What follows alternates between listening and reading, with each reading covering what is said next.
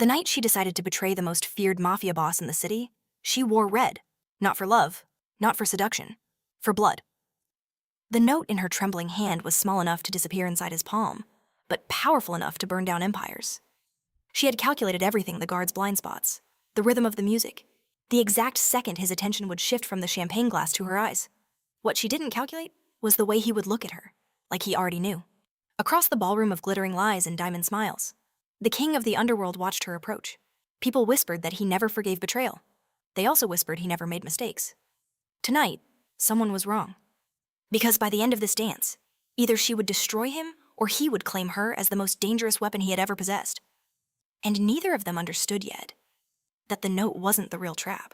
The first time Olivia met Camilla Rhee, he was already deciding whether to destroy her life, not because she had done anything wrong, but because in his world, anyone standing in the wrong place at the wrong time could become collateral damage. And tonight, she was standing in the rain outside one of his clubs, dismissed like trash from a building that glittered with lies. Eclipse Lounge slammed its back door shut behind her with a final metallic echo. 5 minutes. That was all they gave her. No warning. No last paycheck. Just a manager who wouldn't meet her eyes and security who avoided touching her, as if dignity might be contagious. Rain poured down in sheets, soaking through her blouse, flattening her hair against her cheeks. She clutched her apron in her hands as though it were proof she had existed there for 8 months, not as entertainment. Not as a commodity, but as a waitress who said no. 8 months of smiling professionally. 8 months of declining thick envelopes disguised as tips. 8 months of refusing invitations to VIP rooms where doors locked from the inside. She had drawn her line carefully, quietly. Tonight, someone decided the line was bad for business. At the far end of the alley, an engine idled. The black SUV had been parked there long before Olivia stepped outside. The tinted windows concealed a man who rarely visited his smaller branches in person. Camilla Rhee did not waste time on routine inspections. His empire functioned because he trusted systems, not people. But numbers never lied, and the numbers from Eclipse had been unusual. Profits rising too sharply, liquor inventory mismatched, private room revenues spiking in ways that didn't align with standard operations. He came because someone was skimming, or someone was disobeying. He did not expect to witness the evidence thrown out into the rain. When Olivia walked past the SUV, she didn't look at it. She kept her spine straight, her pace measured, even soaked, even dismissed. She refused to appear small. Camilla lowered the window. What happened? His voice cut cleanly through the rain. It wasn't gentle. It wasn't harsh. It was precise, like a blade being tested for balance. Olivia paused. She should have kept walking. Instinct told her wealthy men in dark cars did not ask questions without expecting something in return. But something in his tone was different. Not curiosity. Assessment. She turned her head slightly. I was terminated. For refusing additional services. She did not tremble when she said it. She did not elaborate. She did not cry. Camilla watched her carefully. Most people embellished when speaking to power. They pleaded. They exaggerated injustice. She did neither. She stated facts and let them sit between them like sealed evidence. What services, he asked. VIP room companionship. The rain intensified, drumming against the SUV roof. Camilla's expression did not change, but something behind his eyes sharpened. Eclipse Lounge did not sell bodies. It sold atmosphere, exclusivity, expensive illusions. That line had been clear when he built the brand. Discretion. Yes. Exploitation. No. He studied her posture. No performance. No manipulation. Just exhaustion wrapped in pride. How long, he asked. 8 months working here? 3 months refusing? There it was. 3 months. Exactly when the profit curve bent upward. Camilla leaned back slightly. In his mind, pieces shifted into place with elegant brutality. A manager testing limits, VIP packages upgraded unofficially, cash siphoned off books, and when one employee refused to cooperate, she became inconvenient. He stepped out of the SUV. Rain immediately darkened his suit, but he didn't seem to notice. Up close, he carried the quiet gravity of someone accustomed to obedience. Olivia sensed it now. Not flashy wealth, controlled authority. Old. What's your name, he asked. Olivia Hart. He nodded once, as if filing it away. Inside the lounge, laughter and music throbbed through the walls. Oblivious to the quiet audit unfolding in the alley, Camilla's jaw tightened almost imperceptibly. He had built Eclipse from nothing. He had drawn boundaries not out of morality, but strategy. Exploited workers created liabilities. Liabilities attracted law enforcement. Law enforcement disrupted profit. Someone had crossed a line he drew for survival. You were told you'd receive no final pay, he asked. Yes. And you signed nothing? No. Good. Sloppy management? Olivia finally allowed herself to look at him directly. If you're just asking to satisfy curiosity, I'd like to leave. There it was again. No fear. Just boundaries. Camillo held her gaze longer than necessary. In that moment, something unfamiliar flickered respect. Not attraction. Not yet. Respect for a woman standing in the rain refusing to beg. I'm not asking out of curiosity, he said calmly. I'm asking because I own this place. Silence. The music inside continued, muffled and decadent. Olivia's mind stalled. The owner? Of course, the car. The composure? The measured voice. She swallowed, but her chin did not drop. Then you should know what your manager is selling. I do now. A faint tension coiled between them. The rain softened slightly, as if the city itself were holding its breath. Camillo glanced at the glowing sign of Eclipse Lounge.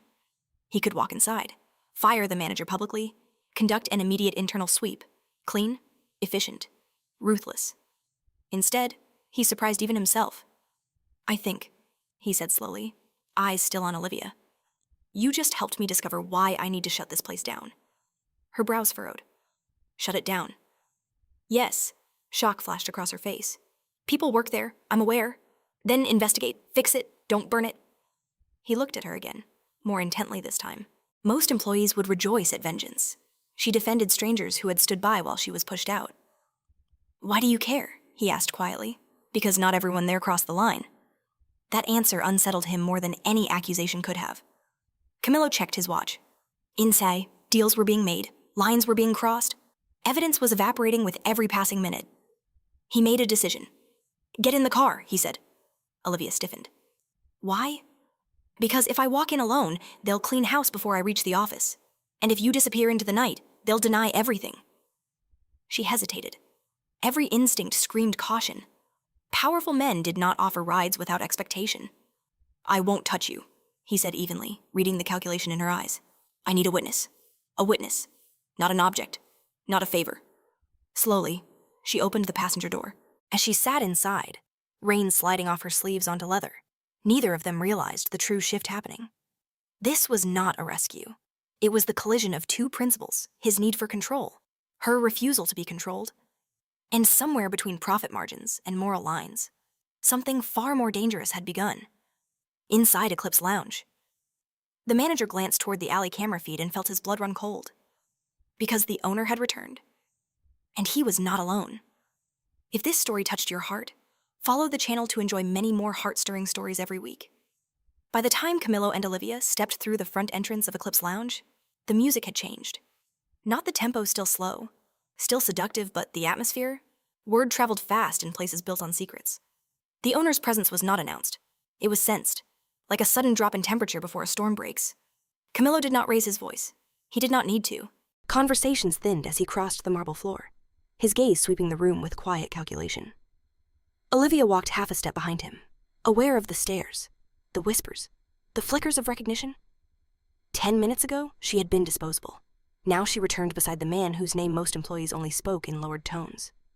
The manager, Victor Hale, emerged from the office corridor with a smile that arrived too quickly. Mr. Ree, if I had known you were coming, that's precisely why you didn't. Camilla replied. The smile faltered almost invisibly. Victor's eyes slid to Olivia. Understanding dawned, followed by irritation poorly disguised as concern. She's already been dismissed. We handled the issue. Yes, Camillo said mildly. You did. He turned to Olivia. Stay close. Two security guards shifted uneasily. Camillo gestured toward the office. Let's review your books. Victor hesitated only a fraction of a second before stepping aside. Of course. Inside the glass-walled office overlooking the lounge, the air smelled of cologne and expensive liquor. Screens displayed revenue charts, reservation logs, VIP bookings. Camillo moved behind the desk as if he had always belonged there, which he had. Victor remained standing. 3 months ago. Camillo began, his tone conversational. Private room revenue increased by 42%. Victor nodded cautiously. New marketing strategy, upscale clientele, without corresponding inventory increases. Camillo continued, and without updated compliance forms. Silence stretched. Olivia stood near the door, hands clasped tightly to hide their trembling. This was no longer about her dismissal. It was an audit unfolding in real time. Victor forced a chuckle. We streamlined processes. Loyal customers don't like paperwork. Camilla leaned back in the chair, studying him. Loyal customers also don't enjoy investigations. Victor's composure cracked slightly. Are you suggesting misconduct? I'm stating arithmetic. The music outside swelled as if mocking the tension inside the room. Camillo tapped a key. Pulling up security footage. Hallway cameras. VIP entrances. Timestamps. Why? He asked softly. Do we have blind spots during peak hours? Victor's throat tightened. Technical issues. For 90 consecutive days. No answer. Camillo's gaze sharpened. You crossed a boundary I made very clear when I built this brand. Victor's jaw clenched. With respect. Sir, you built this brand on exclusivity. Clients expect more. I built it on control, Camillo corrected. Olivia watched him carefully. There was no outrage in his voice, no moral sermon, only precision. He was not defending virtue. He was defending order. Yet beneath that, something else stirred anger, not at lost profit, but at unauthorized power. Victor shifted tactics. And this, he gestured toward Olivia. She's the one causing disruption, refusing requests, upsetting regulars. Staff morale. Staff morale, Camillo repeated, almost amused. You're selling them. The word landed heavy. Victor's eyes hardened. You think other establishments don't operate like this? You think the city runs on clean hands? Camillo stood slowly. The room seemed to contract around him. I don't care how the city runs. I care how my empire runs. The difference was absolute. Victor's next move was desperate. If you shut this place down, you lose millions. Competitors will take our clients. You'll look weak. Olivia felt the air change again. Weak. In Camillo's world, that word was currency. Camillo stepped closer to Victor. Weak, he said quietly, is allowing someone under you to believe they can rewrite your rules, for the first time. Victor's confidence fractured completely. Camillo turned to Olivia. Tell me exactly what you were asked to do. All eyes shifted to her. The weight of it pressed against her ribs. She could soften the truth. She could protect herself by minimizing. But something in Camillo's earlier words lingered witness. They asked me to accompany clients to VIP rooms, she said evenly, to stay until the client was satisfied. Payment handled in cash, no records. Victor's face drained of color. Camillo didn't look surprised. He looked confirmed. He picked up his phone. Freeze all VIP bookings effective immediately. Notify legal. Lock down financial accounts. Victor lunged forward. You can't be serious. Camillo's gaze sliced through him. You mistook silence for permission. Security entered at a subtle gesture. Victor was escorted out. Protests swallowed by the music outside. The glass door shut with clinical finality. The office fell quiet. Olivia exhaled slowly, unaware she had been holding her breath. You're really closing it. For now, Camillo said. People will blame me. They'll blame me, he corrected. And that's appropriate. She studied him. You didn't have to do this tonight. Yes, I did. Why? He paused, considering the honest answer. Because if I let this continue, I lose control. Because boundaries, once blurred, vanish. Because someone dared to monetize defiance. Instead, he said, because if I allow exploitation under my name, it becomes policy. Olivia absorbed that. He wasn't a savior. He wasn't claiming righteousness. He was maintaining structure. Yet structure, in this case, protected her. Camilla walked toward the window overlooking the lounge. Patrons still laughed, unaware that the foundation beneath them had just shifted. You understand, he said without turning, that speaking tonight makes you visible. I already was, she replied quietly.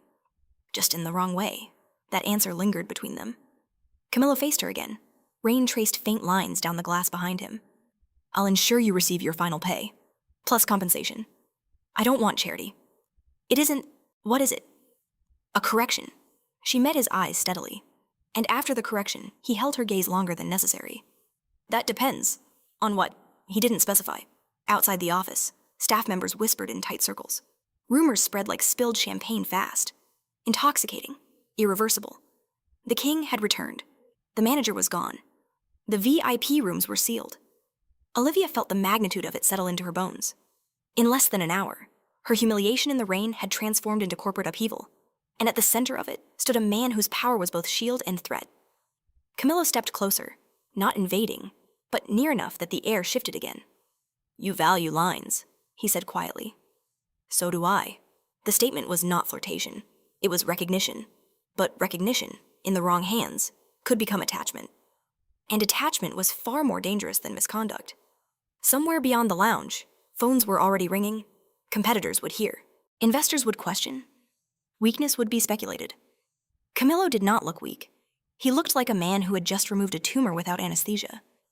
Olivia realized then that stepping into his car had not ended anything. It had begun something far more complicated.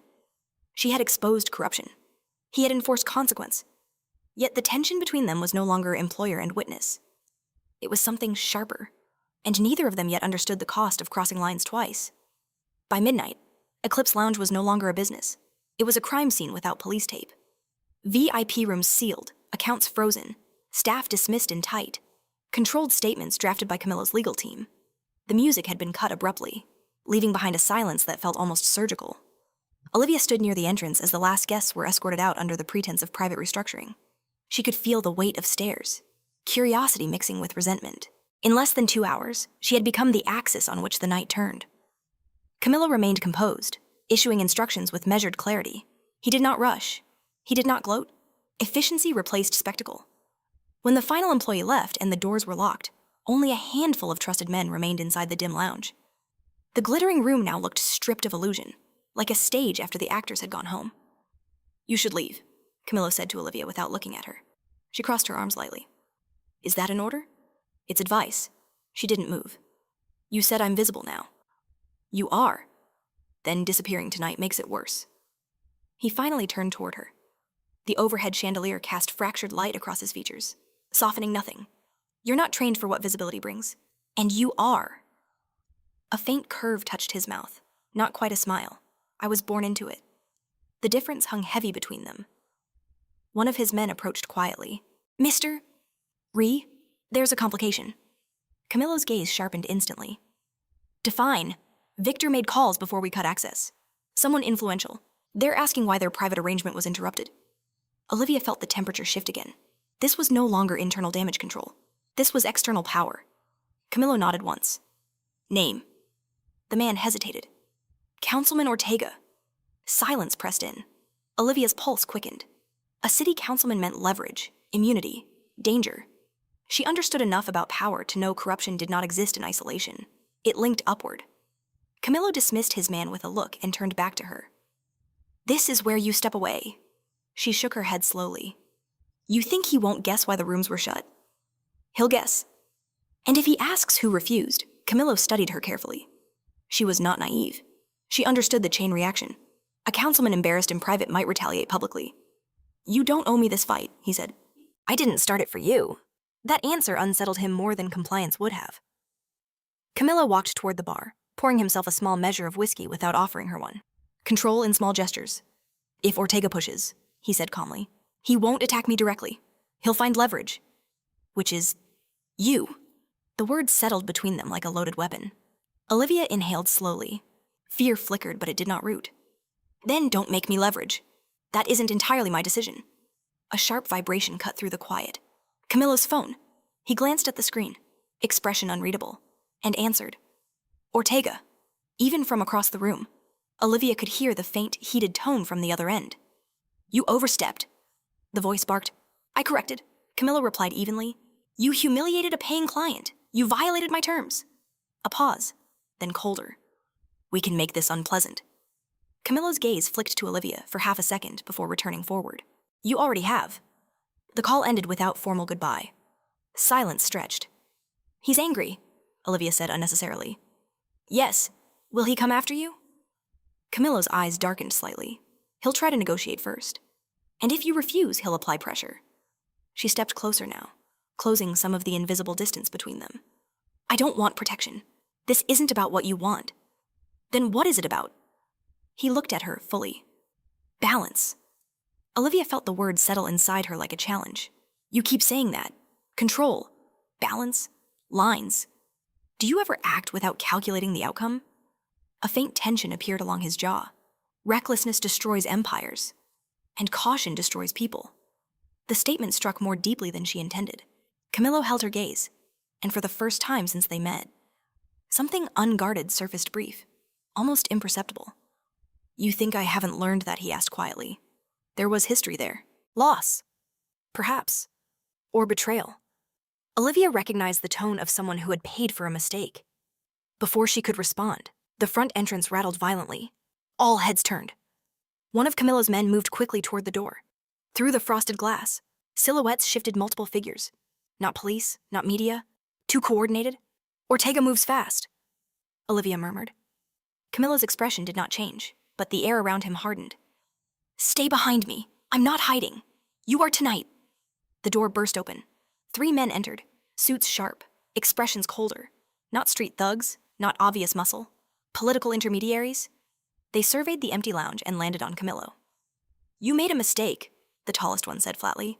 Camilo remained where he stood. You're trespassing. We're resolving. The man's gaze slid toward Olivia, assessing. Is this the employee who misunderstood hospitality? Olivia felt the insult burn, but she didn't lower her eyes. She understood consent. Camilo said calmly. A flicker of irritation crossed the man's face. Councilman Ortega expects compensation for the disruption. You can invoice him for his violation of policy, Camilo replied. The room tightened. The second man stepped forward. Be reasonable. Eclipse has thrived under flexible arrangements. Not mine, Camilo said. And if flexibility benefits the city, Camilo's voice lowered, almost silken, then perhaps the city should build its own establishments. The implication was clear, he would not bend. The tallest man's attention returned to Olivia. You realize this closes doors for you. She met his stare evenly. I'd rather close doors than locked ones. A subtle shift occurred then. The men had expected fear. Instead, they found resistance. The tallest one exhaled sharply. This isn't finished. It never is, Camilo replied. They left as abruptly as they had arrived. Silence flooded the lounge once more, heavier than before. Olivia released a slow breath. That's it. For tonight, Camilo said. She looked at him, understanding dawning. This wasn't about a single club. It was about influence networks, favors traded in shadows, systems built on silence. By standing beside him, she had stepped into something far larger than workplace injustice. You could have blamed me, she said quietly. Said I exaggerated. Yes, but you didn't. He studied her, the faintest trace of something warmer beneath his composure. You don't lie easily. That's not an answer. It's the only one you'll get tonight. Outside, sirens wailed somewhere distant, unrelated yet symbolic. The city kept moving, indifferent to private wars unfolding in dimly lit lounges. Camilla stepped closer again, close enough that she could feel the steadiness of him. You should go home, he said softly. And tomorrow? Tomorrow, he replied, eyes holding hers with deliberate intensity. We decide whether this was an isolated correction or the beginning of something far more disruptive. Olivia felt the weight of that choice settle into her chest. She had refused a line. He had enforced one. Now the lines were shifting outward, touching politics, power, consequence. And somewhere in that expanding circle, something dangerously personal had begun to take shape quiet, undeniable, and impossible to calculate. The city did not sleep after confrontation. It adjusted. By morning, Eclipse Lounge was trending across discreet news forums and encrypted chat groups frequented by investors, politicians, and men who preferred transactions without receipts. The official statement released under Camilla Rhee's corporate signature was controlled and sterile temporary suspension for internal restructuring. But power recognized subtext. Suspension meant refusal. Refusal meant fracture. Olivia woke to 3 missed calls from unknown numbers and a message from a former coworker. Be careful. People are asking about you. She sat on the edge of her bed, sunlight filtering through thin curtains, and felt the quiet weight of consequence settle over her. Visibility was no longer theoretical. It had her name attached. Across the city, Camilo stood in a glass office 30 floors above the financial district, reviewing overnight reports. His legal team had flagged potential retaliation zoning inspections, tax audits, sudden compliance reviews. Councilman Ortega did not need to strike directly. Bureaucracy could wound slowly and convincingly. Pressure will escalate, his advisor warned. It already has. Camilo replied calmly. You can still negotiate. Camilo's gaze remained on the skyline. Negotiation implies flexibility. And survival. He turned slightly. I am surviving. But survival and protection were diverging paths. By noon, Olivia received a formal invitation delivered by courier, a request for her presence at a voluntary inquiry regarding workplace allegations. No letterhead, no official seal. Just implication. She stared at the paper, recognizing the strategy. Isolate. Intimidate. Discredit. Her phone vibrated again. A single message from an unknown number. You should have taken the VIP offer. It would have been safer. She deleted it without responding. An hour later, a black car idled outside her apartment building. Camillo stepped out himself this time. She met him at the entrance before he could knock. You're escalating this, she said without greeting. They contacted you. It wasn't a question. She held up the inquiry notice. Is this your definition of balance? No, he said evenly. This is theirs. They stood facing each other in the narrow hallway, tension woven tightly between them. He looked composed as always, but something sharper lived beneath the surface now. Alertness edged with restraint. You don't have to attend, he said. If I refuse, they'll say I fabricated everything. If you go alone, they'll attempt to corner you. She folded the paper once. Carefully. Then what do you suggest? His jaw tightened almost imperceptibly. You stay under my legal protection. Olivia laughed softly. Without humor, protection isn't free. Neither is independence. The statement landed heavier than he intended. She studied him. Is this about business or pride? It's about leverage. And I'm leverage. You are a liability they intend to exploit. Same thing. Silence stretched. Camillo stepped closer, lowering his voice. You think I enjoy this? Being forced to choose between strategic retreat and open confrontation? You chose confrontation, she replied. Yes. Why? Because you stood in the rain and refused to bend. Because I saw something incorruptible and decided it shouldn't be erased. Because control without conscience becomes decay. He did not say any of that. Because if I yield now, he said instead, every boundary I draw after becomes suggestion. She absorbed that slowly.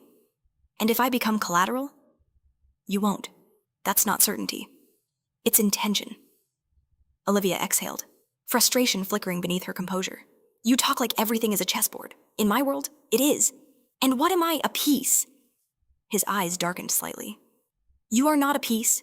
Then stop positioning me. The words cut deeper than either expected. Camillo turned away briefly, recalibrating.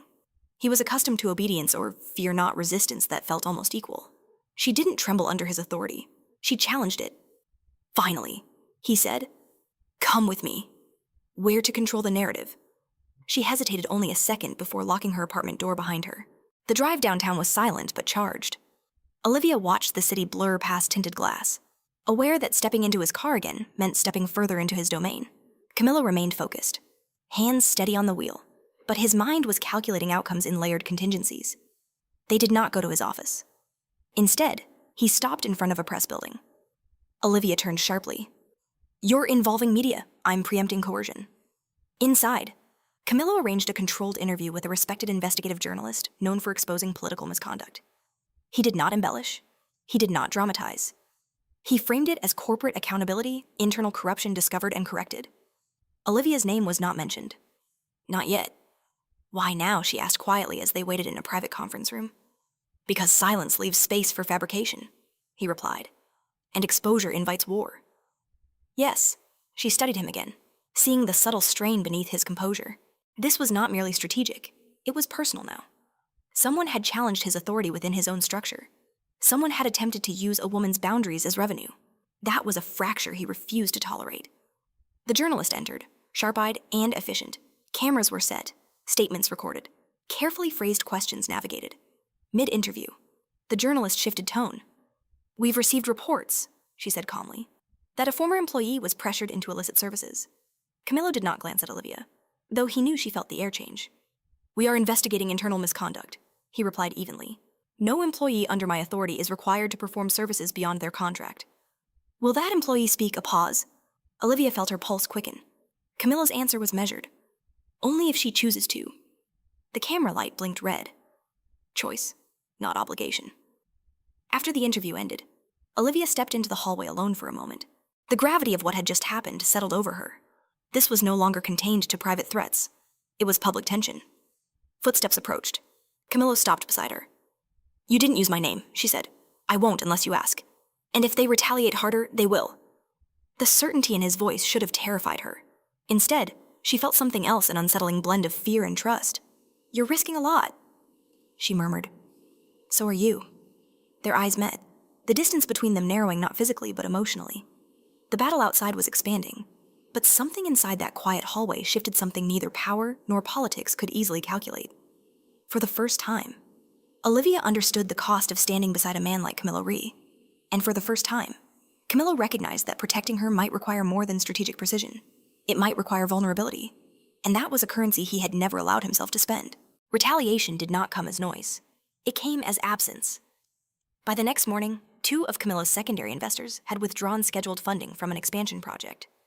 A licensing renewal for another venue was suddenly delayed pending administrative review. Subtle, legal, clean. Ortega was not striking in anger. He was eroding stability. Camillo stood alone in his office. The skyline stretched beneath him like an obedient empire that suddenly felt less certain. Pressure he could manage, betrayal he could eliminate.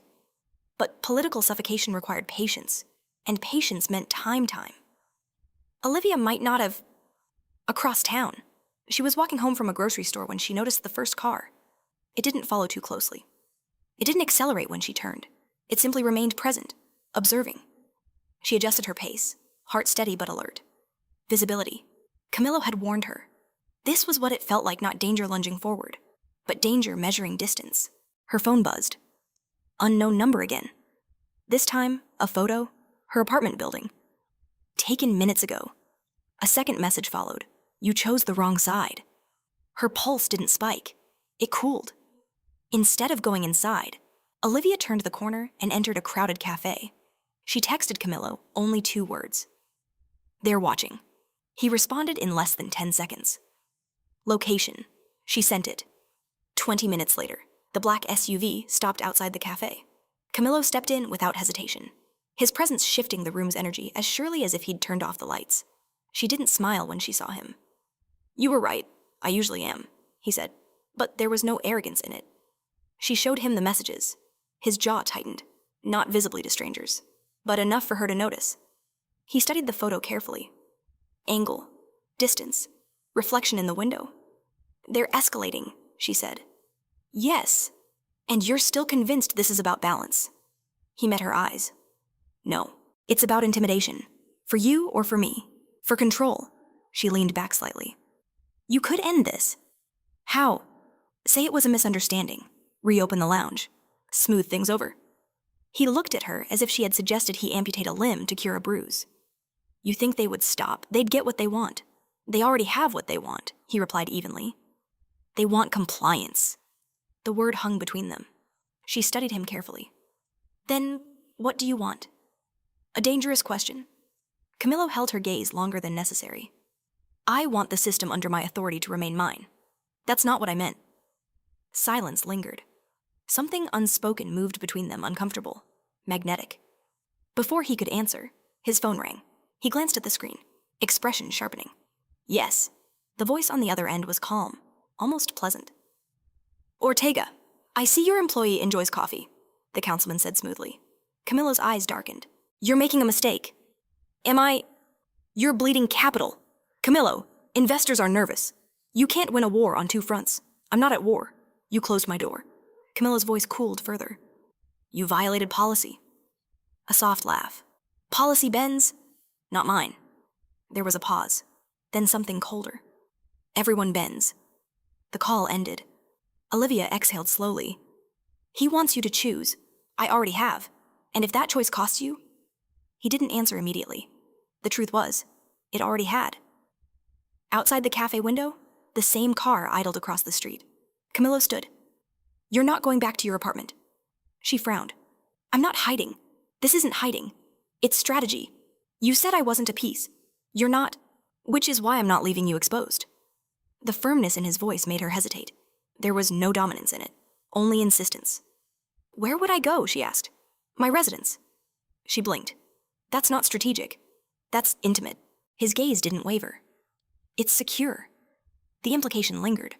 Living under his roof would entangle lines neither of them had clearly defined. Proximity changed things. Boundaries blurred. You're inviting complications, she said quietly. They already exist. She studied him for a long moment, searching for calculation. Instead, she found something else, resolve edged with something dangerously close to protectiveness. Is this about leverage? She asked softly. Or about me? The question landed harder than any threat Ortega had delivered. Camillo stepped closer. lowering his voice. If this were purely leverage, I would distance myself. And yet I'm standing here. The admission wasn't romantic. It was factual. But facts, in the right context, carried weight. She felt the tension shift no longer just political, but personal.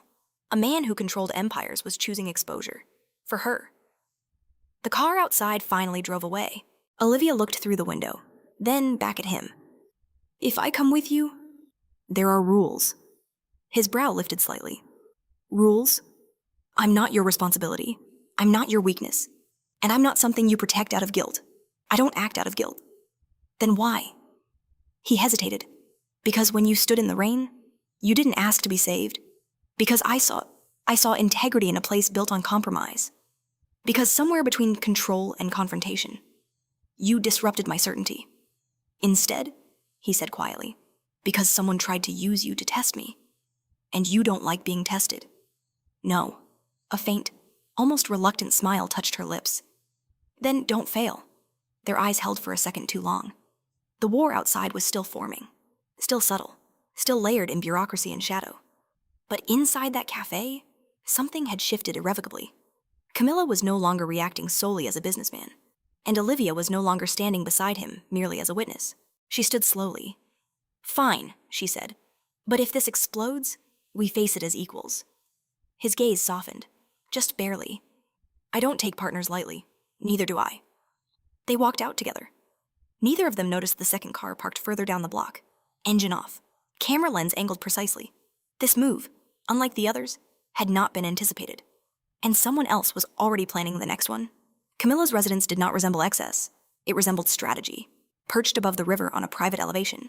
Its architecture was all glass and steel transparent walls, controlled access, calculated openness. Nothing about it invited intrusion. Everything about it warned against it. When the gates closed behind the SUV, Olivia felt the shift immediately. The world outside grew distant, muted by height and design. This was not merely a home. It was a fortress disguised as elegance. Inside, the silence was deliberate. No unnecessary staff lingered in hallways. No decorative chaos. Even the lighting seemed curated to eliminate shadow. Camillo did not offer a tour. He led her upstairs to a guest suite overlooking the water, placed a key card on the dresser, and said, "This wing is secured. No one enters without my authorization." She set her bag down slowly. "Do you always live like this?" "Yes." "Alone?" A pause. "Yes."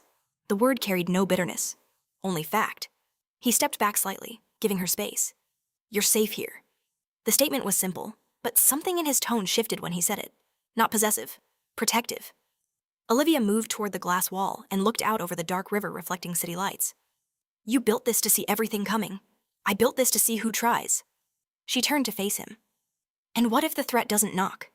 His gaze sharpened faintly. It always does. Eventually. The evening passed in restrained quiet. Camillo retreated to his office, fielding calls that layered tension over tension. Investors wanted reassurance. Lawyers wanted discretion. One of his senior managers warned him that Ortega was assembling a narrative workplace instability, leadership recklessness, possible harassment allegations. The attack was shifting from economic to reputational. Camillo ended the call and stared at the city lights. Reputation could be rebuilt. Authority could be reasserted. But Olivia's name entering a public smear would complicate everything. A soft knock broke his concentration. She stood at the threshold of his office, not hesitant, but composed. "They've posted something." He rose immediately. She handed him her phone. An online tabloid headline glowed on the screen. "Former employee accuses nightclub owner of retaliatory closure after personal dispute." No names yet, but the implication was clear. The narrative had been inverted. She was no longer a witness to misconduct. She was an instigator rejected by a powerful man. Camilla's jaw tightened, controlled fury flickering beneath composure. "They're testing the angle. Will it stick?" "That depends. On whether we react emotionally?" She watched him carefully. "You're not angry. I am. But you're not showing it. That would benefit them." She stepped further into the room. "They're rewriting what happened." "Yes, and you're calm. Calm is leverage." The faintest crease appeared between her brows. "You don't get tired of turning everything into strategy." His gaze met hers steadily. "I get tired of losing." Silence settled between them. Heavier this time. She walked to the far side of the desk and set her phone down. What if we don't fight quietly? He studied her. Explain. What if I speak publicly? Tell the truth before they can distort it. That would expose you. I'm already exposed. Not completely. And you think staying silent protects me? He exhaled slowly. It protects options. She leaned forward slightly. Options for you. That landed. Camilla's expression shifted, almost imperceptibly. You think this is about preserving my image? I think you're used to controlling damage before it spreads, and you think that's wrong? I think sometimes the truth doesn't need containment. He stood, circling the desk slowly until they were no longer separated by polished wood. The proximity shifted the air between them closer now, charged not by politics, but by tension that had been building quietly. You want to go public, he said evenly. Yes, knowing they'll dissect your past, your finances, your relationships. I don't have skeletons. They'll invent them. She held his gaze without flinching. Then let them try. The steadiness in her voice unsettled him in a way threats never did.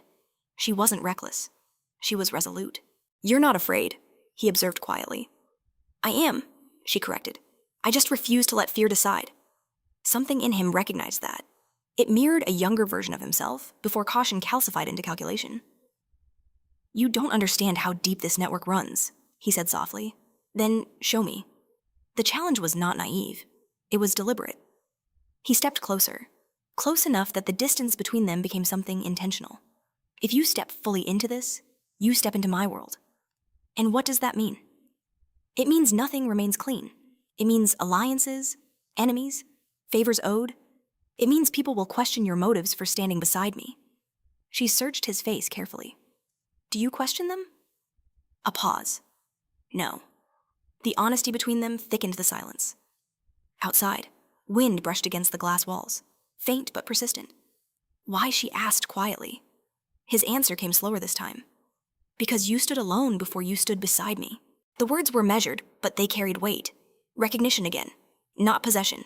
Her breath shifted slightly. And if I stand alone again, you won't. He said, it wasn't control, it wasn't dominance, it was promise.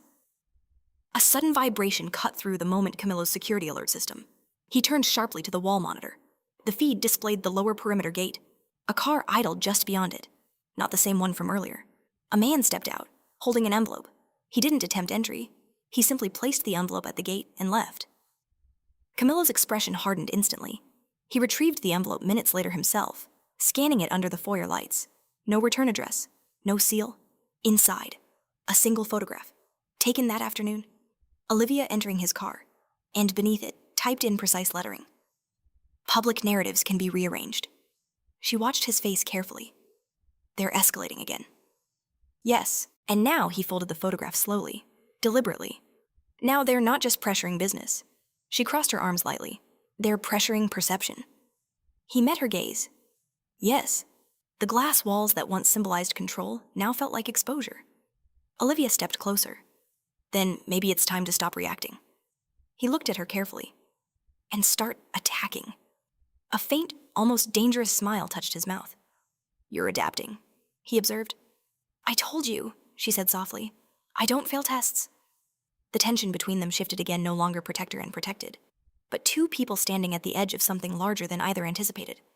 Outside the house of glass, the city continued to hum, unaware that the next move would not be subtle. And this time, it would not be Camilla defending. It would be both of them deciding how far they were willing to go. By sunrise, the house of glass no longer felt like a sanctuary. It felt like a war room. Camillo had not slept. Neither had Olivia. The photograph lay on his desk, its message simple but deliberate. Public narratives can be rearranged. Ortega wasn't threatening violence. He was threatening distortion. In a city addicted to spectacle, perception destroyed faster than bullets. Olivia stood by the window, watching early light stretch across the river. If they want a story, she said quietly, we give them one they can't twist. Camillo leaned back in his chair, studying her. Careful. Stories are double-edged. So is silence. He didn't disagree. Within hours, his legal team assembled in the lower conference room. Screens displayed media trends, emerging articles, comment threads. The narrative was forming exactly as predicted. A powerful owner closing a profitable venue after a personal conflict with an employee. Anonymous sources suggested favoritism, emotional retaliation, instability in leadership, Ortega was repositioning himself as the reasonable victim of corporate chaos. "They're baiting you," one advisor warned. "If you counterattack publicly, it becomes a feud. Investors hate feuds."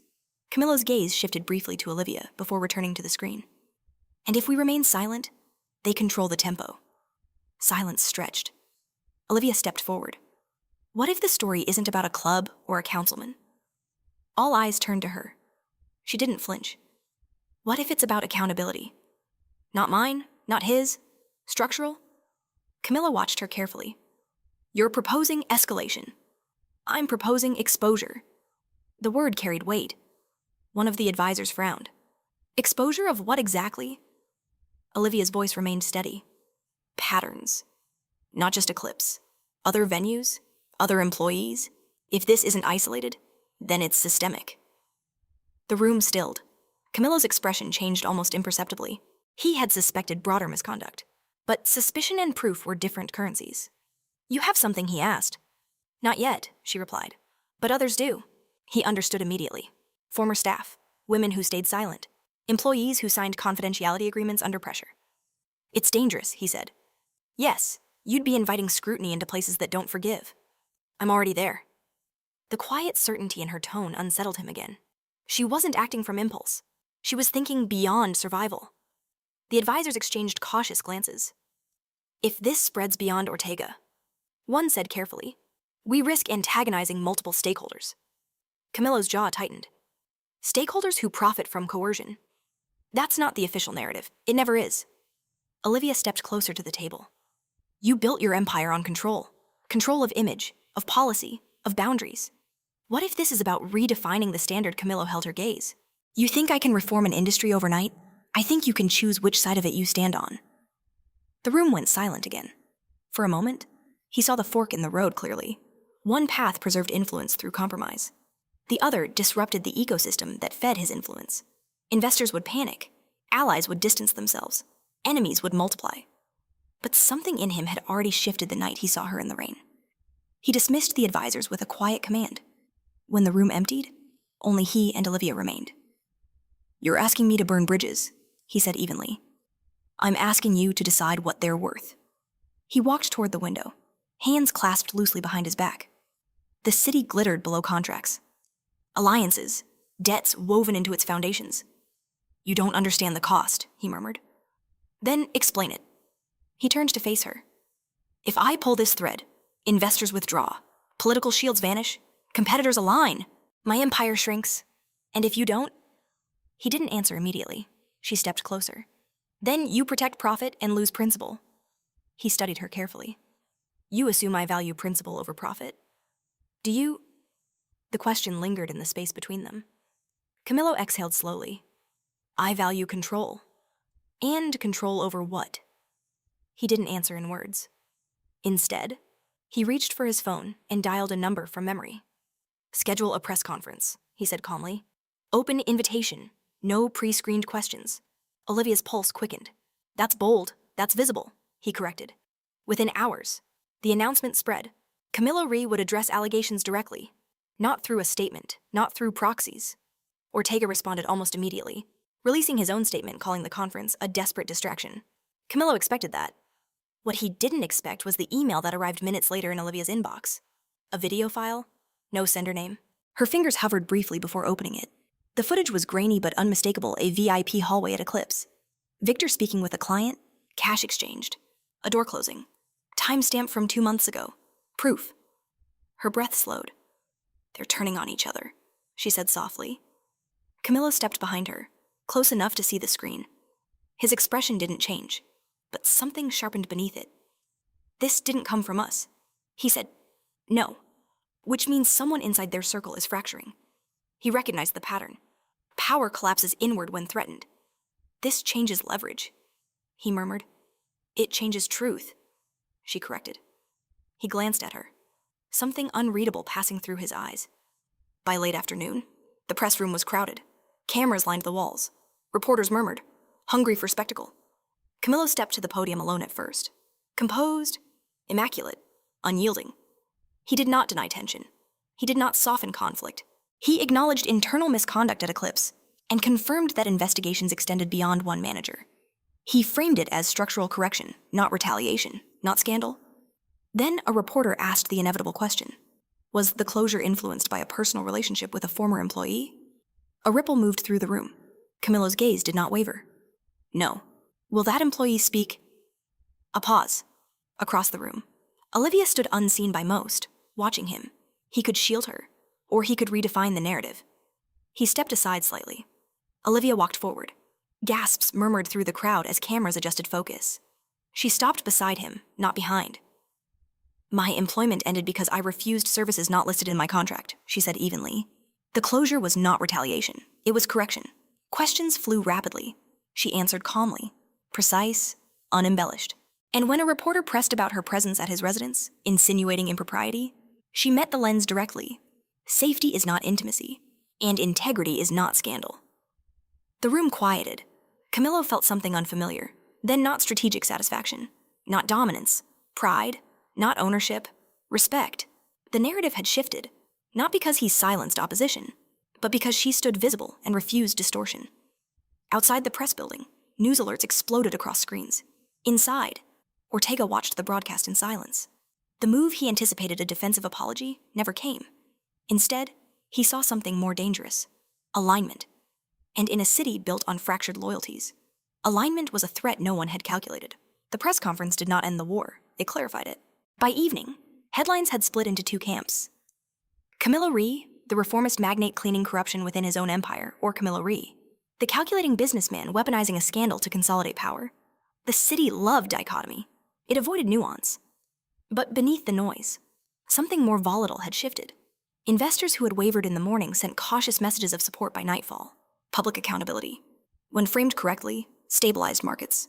Camillo understood that. What he did not anticipate was the surge of private testimonies flooding into his legal inbox former employees from other venues, not all his detailing similar coercive structures. Eclipse had not been an anomaly. It had been a symptom. Olivia sat at the long dining table in his house of glass, scrolling through anonymized statements forwarded to her for review. Each one tightened something inside her. It's bigger than Ortega, she said quietly. Camillo stood near the window, hands in his pockets, eyes on the city lights. It always was. Did you know I suspected, and you tolerated it? His jaw flexed. I built parameters. I enforced them where I could. Where you could, she repeated. He turned toward her. Influence has layers. You don't control every corner of a network overnight. That sounds like justification. It's reality. Silence stretched between them. Not hostile, but charged. She set the tablet down. Then this isn't just about defending yourself anymore. No, it's about dismantling something. Yes. The word landed heavily. He stepped closer, lowering his voice. And dismantling structures creates instability. Instability isn't always destruction, she replied. Sometimes it's exposure. He studied her carefully. You're not afraid of what happens if this escalates? I am, she said honestly. But fear doesn't change truth. He watched her for a long moment, something complex moving behind his composure. When he first saw her in the rain, she was a variable. Now she was a catalyst. A sharp vibration cut through the stillness. Camillo's private line. He answered without greeting. Victor's voice came through strained. Desperate. You think you're winning? Camillo's expression did not change. You're calling from a borrowed number. You exposed me. You exposed yourself. A bitter laugh crackled through the speaker. You don't understand. This isn't just about Ortega. You stepped into something older. Camillo's eyes narrowed slightly. Explain. You think the councilman runs this? He's a conduit. There are investors you've never met. Offshore capital. Private networks. Eclipse was just a testing ground. Olivia felt the air thin. Victor continued, voice lowering. They don't like unpredictability. Camillo. And right now, you're unpredictable. The line went dead. Silence expanded in the room. He's bluffing, Olivia said, though her tone held uncertainty. No, Camillo replied quietly. He's warning. She stood slowly. Investors beyond yours? Yes, and they were profiting from this. He didn't answer immediately. That's why the backlash felt coordinated. She realized. Not just political. He nodded once. The fault line beneath his empire was not a single corrupt manager or an offended councilman. It was capital woven into shadow industries, profit streams branching into places he had not audited deeply enough. You can still step back, she said softly. He looked at her, something almost incredulous in his expression. After today, if it becomes dangerous beyond strategy, he stepped closer, voice low. It already is. She held his gaze. Then why continue? Because retreat would confirm compliance. Because if I withdraw now, they redefine me. Because somewhere between control and conscience, you shifted the axis. Instead, he said, because they assumed I would bend, and you won't. No. The tension between them thickened. No longer purely political. This was no longer just a shared fight. It was shared risk. A security alert chimed softly from the wall panel. Both turned.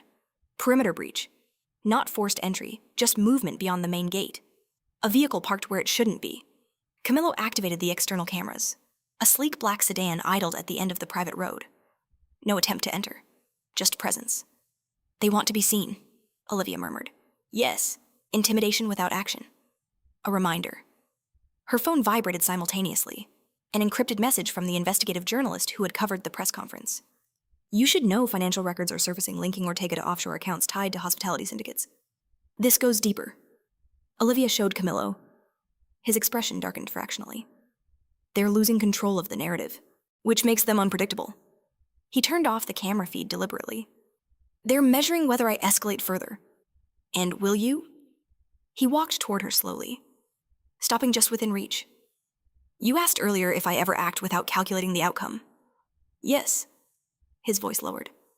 This might be one of those times. Her pulse shifted, not from fear, but from the weight of the moment.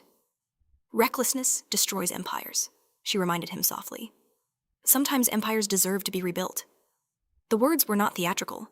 They were measured and final, outside. The sedan's headlights remained steady. Olivia stepped closer, closing the space intentionally this time. If you go after the larger network, they won't stop at press. They'll target assets. Contracts. Maybe more. I know. And if they target me, his gaze sharpened instantly. They won't. That's not control. That's hope. A beat of silence. I don't operate on hope, he said. Then what is this? The question lingered between them, electric and unresolved. He didn't answer with strategy. He reached out, fingers brushing her wrist lightly, not possessive, not commanding, grounding. You are not collateral, he said quietly. You are not leverage, and you are not expendable. The sincerity in his tone unsettled her more than any threat. Outside, the sedan's engine finally ignited. It drove away, not defeated, not victorious, waiting. Olivia looked up at him. They're regrouping. Yes. And we... His gaze held hers, steady and unguarded in a way it hadn't been before. We choose whether this remains defensive or becomes decisive. The house of glass stood silent around them, transparent walls reflecting city lights that now felt less distant and more fragile. The fault line beneath his empire had cracked open. And this time, what stood at the center of it wasn't just power. It was choice. The choice did not arrive as a dramatic declaration. It arrived as a quiet decision made before sunrise. Camillo stood alone in his office while the city still slept, reviewing documents his legal team had compiled overnight offshore transfers, shell corporations, cross-investments linking hospitality chains to political campaigns. The pattern was undeniable. Eclipse had not been the origin. It had been a node, a profitable one, a compliant one, until it wasn't. Behind him, the first light touched the glass walls, turning the river into molten silver. Olivia entered without knocking. She had changed into one of his spare shirts, sleeves rolled carelessly at her wrists, hair still damp from a restless shower. The domestic intimacy of the image clashed sharply with the weight of the papers spread across his desk. You've decided, she said softly. He didn't look surprised. Yes, you're going after them. I'm cutting ties. That's not the same. No, he agreed. It's cleaner. She stepped closer, scanning the financial maps on his screen. If you withdraw capital from these syndicates, you destabilize them. That's the point. And you destabilize yourself. His gaze shifted to her. Temporary instability is preferable to permanent compromise. Silence settled between them. Not uncertain, but aware. They both understood what it meant. Investors would panic. Old alliances would fracture. Competitors would circle. Are you prepared for the fallout, she asked. I've lived in fallout, he replied calmly. I'm familiar with reconstruction. She studied him carefully. There was no arrogance in his tone, only resolve. A notification chimed softly. News alert. She picked up her phone. Councilman Ortega had announced a formal ethics investigation into himself. Publicly, he framed it as transparency. Privately, it was survival. The journalist who had contacted them had released partial financial links overnight. Pressure was no longer one-directional. "They're scrambling," Olivia murmured. "Yes." And Victor disappeared, Camillo said, likely negotiating immunity. The network was fracturing under exposure. Not collapsing yet, but cracking. She looked at him again. "You could walk away now. Let the investigations run. Distance yourself. And let them rebuild quietly, yes?" "No." The refusal was immediate. He stepped away from the desk, moving closer until they stood only inches apart. "This isn't about revenge. I know. It's about resetting precedent." She felt the weight of that. "You're rewriting rules. I'm reclaiming them." Her breath shifted slightly. The man who once guarded control above all else was choosing risk for clarity. Outside. The morning brightened fully. The city stirred. His phone rang again. This time, a different name. A major investor. Camillo answered on speaker. "You've made your point," the man said sharply. "The councilman is contained. Pull back before this damages liquidity." "I am pulling back," Camillo replied evenly. "From you." Silence. "You're severing contracts over one scandal. I'm severing contracts over systemic liability. You'll lose half your network. I'll rebuild the half that doesn't require silence." The line went dead.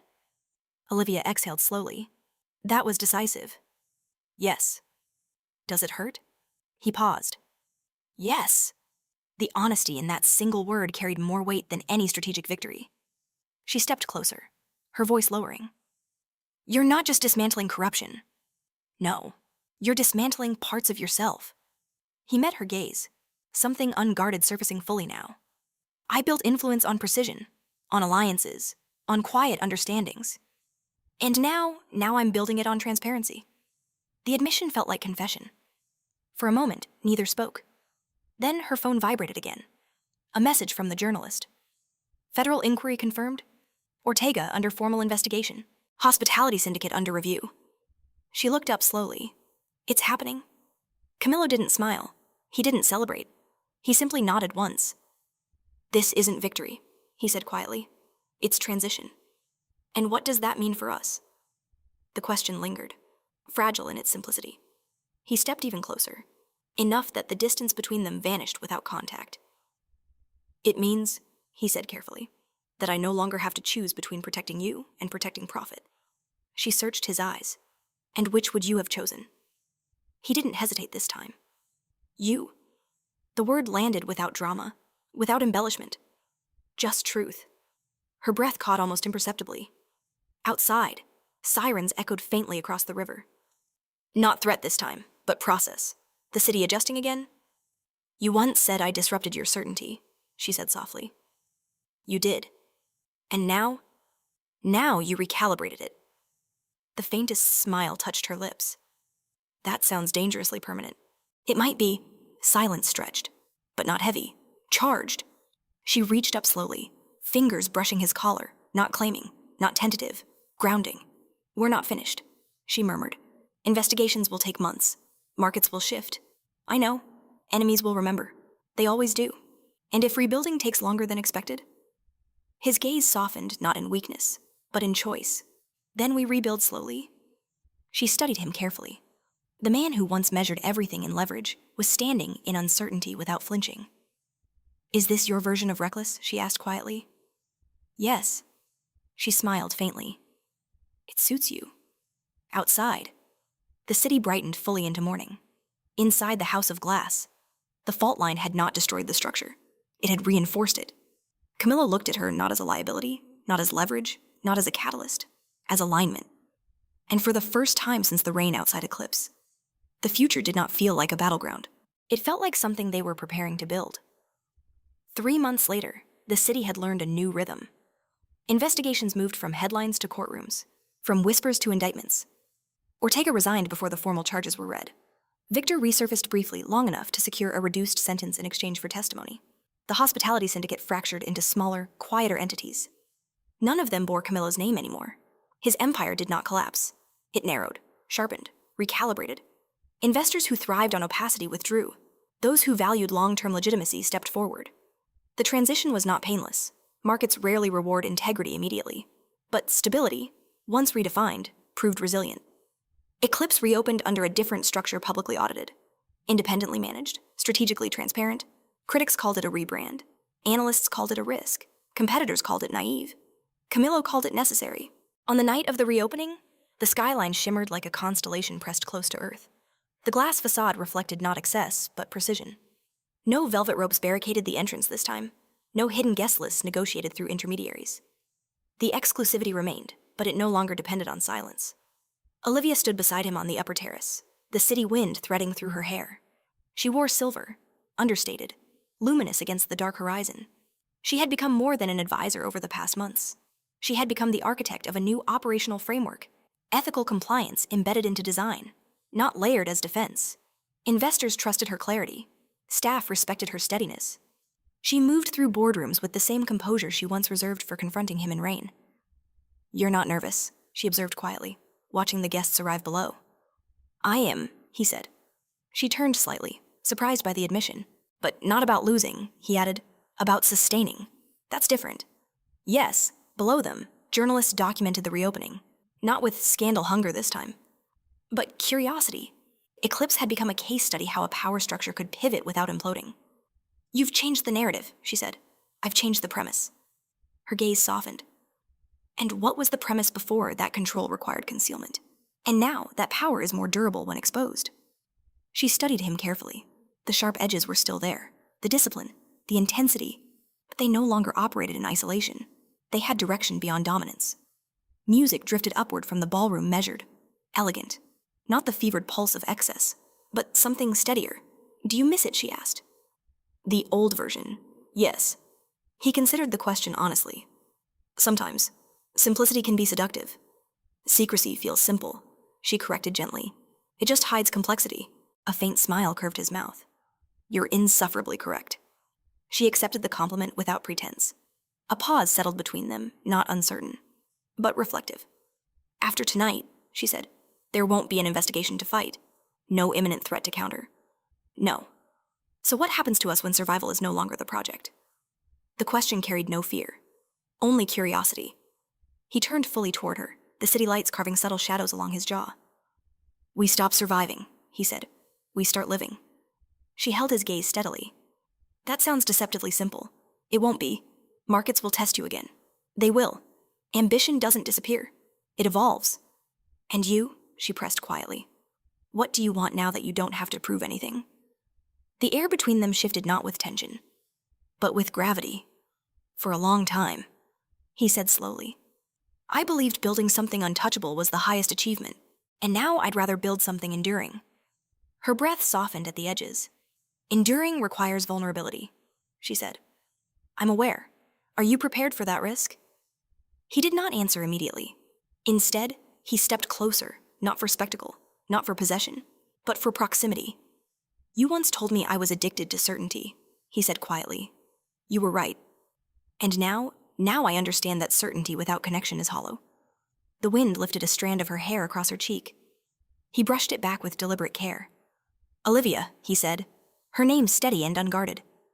"I don't want you as leverage, or as alliance, or as strategic advantage." Her heart shifted in her chest. "I want you as permanence." The word did not demand, it offered. Below them, applause erupted as the speech concluded. The reopening was officially declared successful. Cameras flashed. Investors shook hands. The city celebrated adaptation. But up here, the architecture being drafted was quieter. "You're asking for something that can't be audited," she said softly.